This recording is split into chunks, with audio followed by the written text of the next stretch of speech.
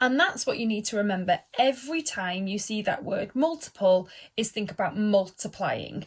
And what you would end up thinking about is your times tables, and that's what it links to. So I've written down here a little definition. So a multiple is a number that appears in a times table. So it doesn't matter what times table it is, it will give you a times table that you need to think about.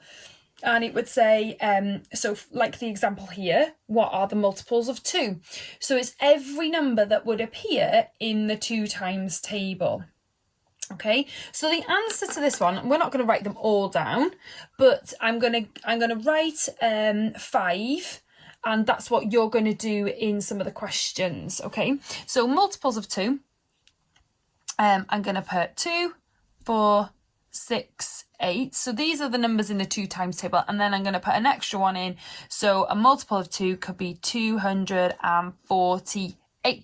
Okay, I know that's a multiple of 2 because it's an even number, so it's in the 2 times table. Okay, so all you need to do is think about the times table of the number that it says.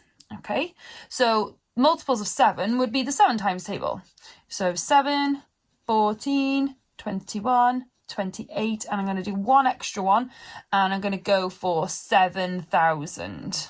Okay, I didn't go very adventurous, but that is still a multiple of 7. Okay, so that's what you need to remember, is that it's a number that's in its times table.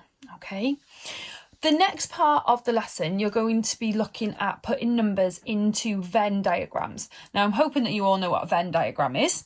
So it's when 2 circles overlap, and this part here is called the intersection.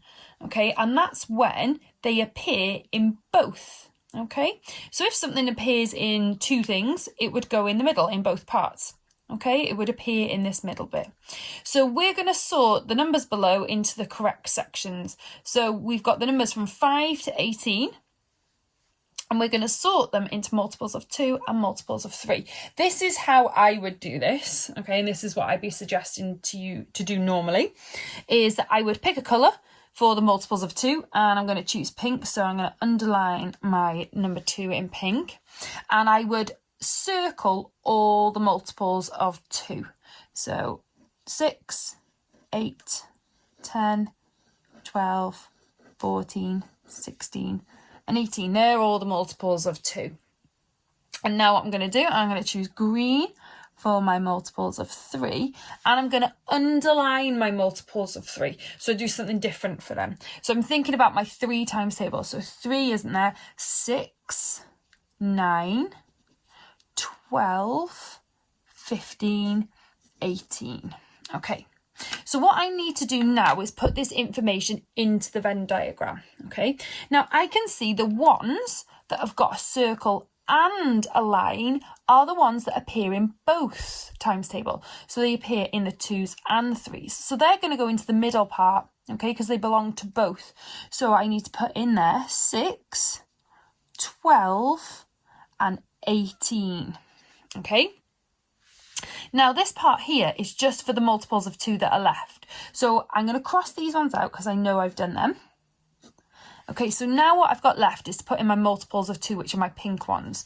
So I've got 8, 10, 14, and 16. And over here, I'm going to cross them out so I don't get confused. And then over here, I've got my multiples of 3, which are my numbers that are underlined in green. So what's left is just a 9 and a 15. Okay, now the last part, we have got some numbers left.